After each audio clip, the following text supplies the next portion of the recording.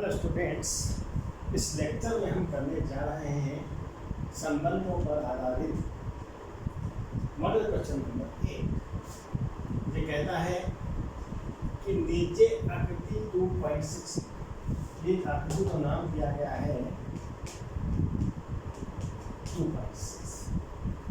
आकृति 2.6 में समुच्चय पी क्यू में पी समुच्चय है, एक क्यू समुच्चय है, एक संबंध दर्शाया गया। इस आकृति में सेट P और Q में एक संबंध दर्शाया गया है। किस तरीके से दर्शाया गया है? एरो डायग्राम के माध्यम से तीर आरेख द्वारा दर्शाया गया है। इस संबंध को मुझे पहला है समुच्चय निर्माण रूप में लिखना है, सेट ब्रेडर फॉर्म में लिखना है। दूसरा रोस्टर रूप में लिखना है। दो तरीके से लिखेंगे और इसके प्रांत तथा परिसर क्या है ये बताना है। इसके प्रांत तथा परिसर क्या है। अब देखिए, जो रिलेशन है उसको संकेत नहीं दिया इन्होंने कहीं भी। हम कह दिया उसे माना आर के, तो संबंध आर किस सेट से किस सेट में है? संबंध हमेशा एक सेट से दूसरे सेट में होता है। किस सेट से किस सेट में है? सेट पी से क्यू में है। R is relation from set P to. R की परिभाषा क्या है? हमने कह दिया संबंध आर है सेट पी से क्यू में। क्यू आर है क्या, उसको इस एरो डायग्राम से समझेंगे। हमें परिभाषित करना होगा।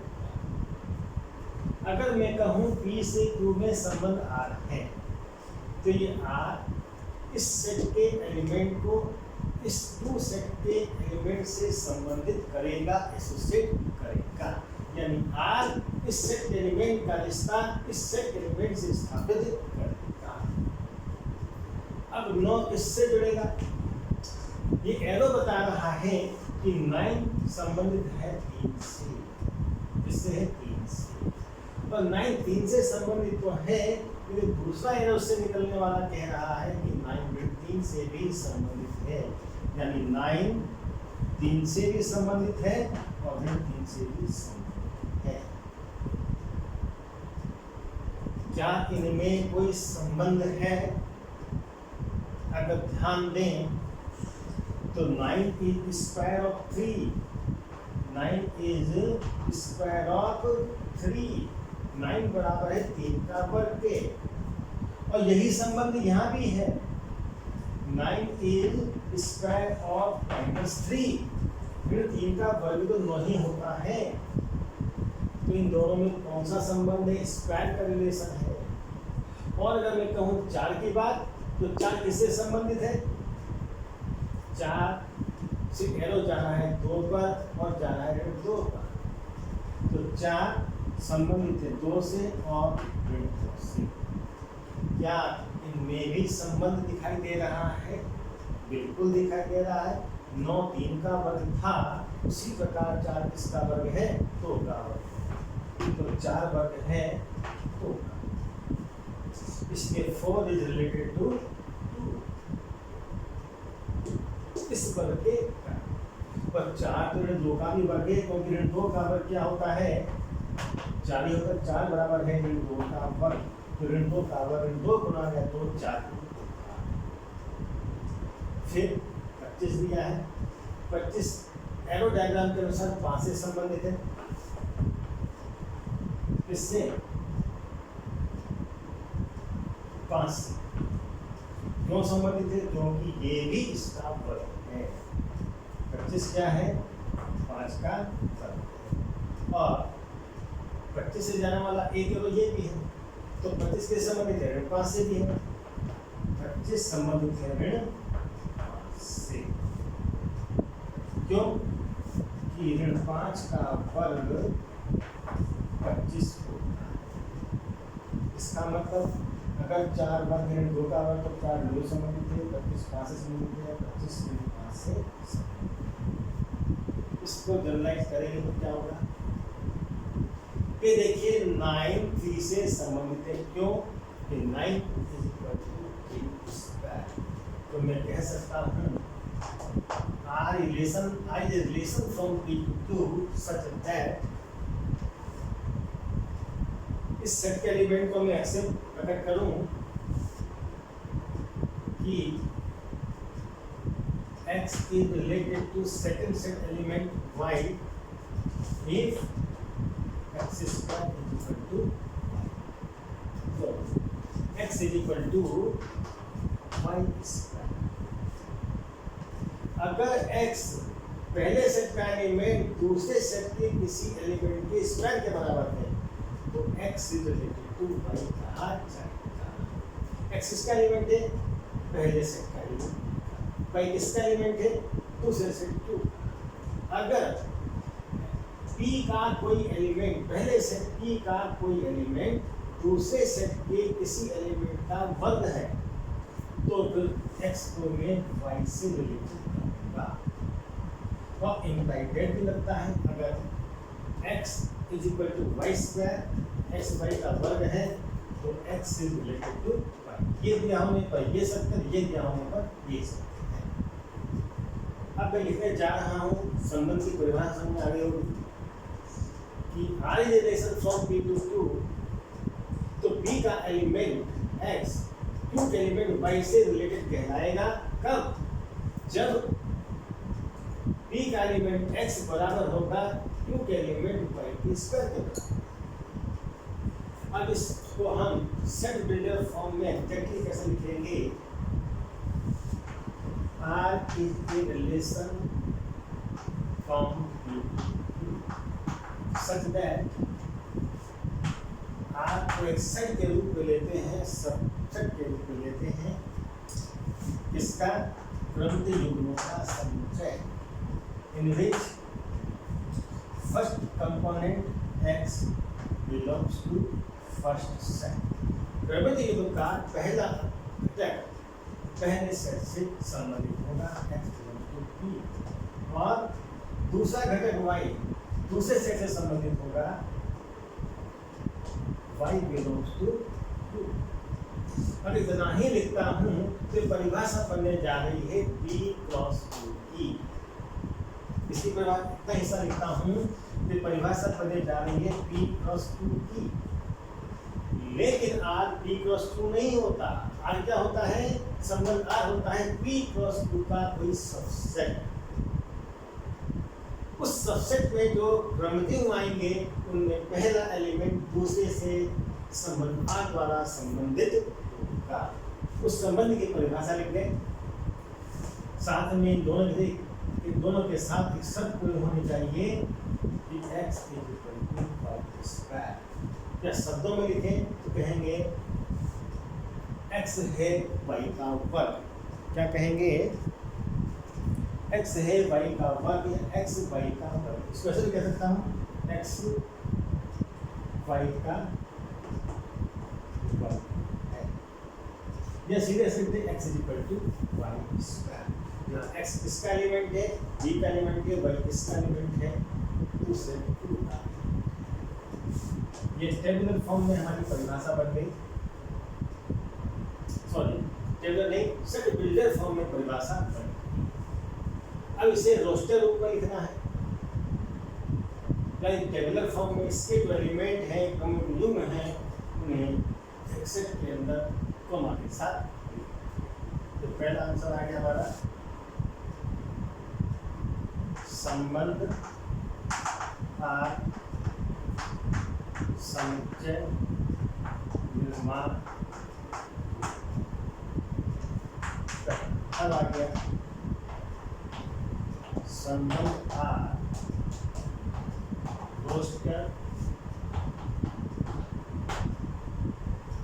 रोस्टर रूप में संबंध R को कैसे लिखेंगे? R is a set of order X Y in which first component is taken from P। कौन कौन से एलिमेंट लिए जाएंगे P के? वो लिए जाएंगे जो दूसरे सेट के एलिमेंट से एसोसिएट हैं, संबंधित हैं। कौन कौन से हैं? 9, 4, 35। इनकी एसोसिएशन देखूंगा सेट की, तो कैसे करें? इसके अनुसार सेट के का एलिमेंट टू के किस एलिमेंट से संबंधित हो रहा है। Very simple, 9 is related to 3 and 3। अगर 9 3 से रिलेटेड है तो 9 और 3 का ऑर्डर पेयर यहाँ आएगा। डायग्राम में बहुत आसान हो जाएगा।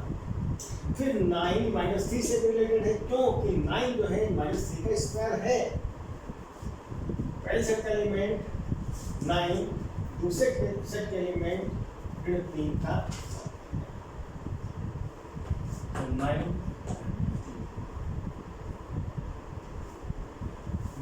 3 से जुड़ा था तो 9 और 3 का ऑर्डर पेयर 93 था में आ गया। 9 -3 से जुड़ा था तो 9 और -3 का ऑर्डर पेयर इसमें आ गया। फिर हम देखेंगे 4 किससे जुड़ा है? 2 से और 2 से, तो दोनों पेयर आएंगे। 4 जुड़ा है 2 से और 4 जुड़ा है 2 से, ये भी आ गया। फिर अगला एलिमेंट है 25 किससे जुड़ा है? 5 से और 5 से, तो 25 का 5 से 20 बनेगा और 25 का 5 से भी 20 बनेगा। यहाँ पर हमने पहले लिखा था संबंध को सेट बिल्डर फॉर्म में, अब लिख दिया मैंने दोस्तों से। यहाँ से लिखना तो बहुत ही आसान है। बी का एलिमेंट 2 के जिस एलिमेंट से जुड़ रहा है, संबंधित है, उनका ऑर्डर पेयर बना करके इसमें लिख दिया जाए। और सारे लिखेंगे तो कोई छोड़ेंगे नहीं। यहाँ से बनाते तो कैसे बनाते? पहले सेट का एलिमेंट एक्स देखते 9, किससे पेयर बनाएगा? 9 जिसका वर्ग होगा, 3 का वर्ग है, 9 3 का वर्ग है तो 9 3 से जुड़ेगा, 9 3 का वर्ग बन गया। फिर मैं देख रहा हूँ 9 3 का भी वर्ग है, इस परिभाषा के अनुसार तो 9 और -3 का भी पेयर बनेगा। फिर 4 देखिए किससे जुड़ेगा, किससे क्रमयुक्त बनाएगा? दूसरे सेट के एलिमेंट से। 4 2 का वर्ग है तो 4 2 से पेयर बनाएगा। 4 के 2 का भी वर्ग है, 4 के 2 से पेयर बनाएगा। 25 5 का वर्ग है तो 25 5 से पेयर बनाएगा। 25 में 5 का भी वर्ग है तो 25 में 5 से पेयर बनाएगा। सभी पेयर हमारे पास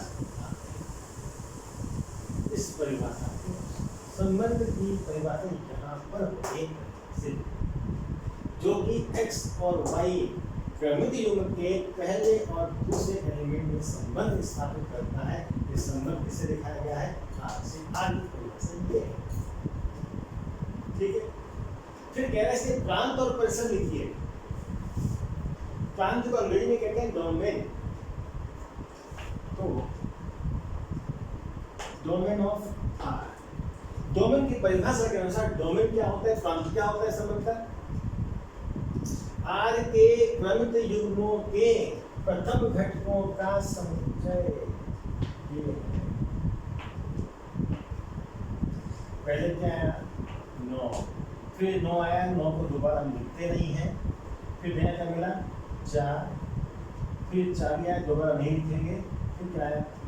25 यहाँ भी है, दोबारा नहीं। केवल मुझे सभी क्रमिक युग्मों से फर्स्ट कंपोनेंट प्रथम घटक को इकट्ठा करके एक सेट बनाना है, तो सेट बनेगा वो R का प्रांत कहलाएगा। फिर क्या लेना है मुझे? परिसर, अंग्रेजी में कहते हैं रेंज ऑफ R। ये क्या होती है? ये भी एक सेट होती है। किन एलिमेंट का सेट होती है? R का रेंज लिखना है, R की रेंज लिखनी है, तो R में जो क्रमिक युग्म हैं उनके सेकंड कंपोनेंट का सेट। सेकंड कंपोनेंट यहाँ क्या है? 3, यहाँ पर क्या है? -3, यहाँ पर क्या है? 2, यहाँ पर क्या है? -4, यहाँ पर क्या है? 5 और यहाँ पर 5। ये बन गया मेरे पास रेंज ऑफ आर, यानी सेकंड सेट के उन एलिमेंट्स का सेट जो प्रथम सेट के एलिमेंट से संबंधित है by the relation R. Set का अंत पूछा नहीं है, चाहे हम लिख सकते हैं। तो डोमेन ऑफ आर तो बहुत ही सिंपल है, सीधे के सीधे सेकंड सेट लिख दीजिए जिसमें संबंध बन रहा है सेट यू, जो क्या है 5 3 1 5 3 1 5 3 2 into 20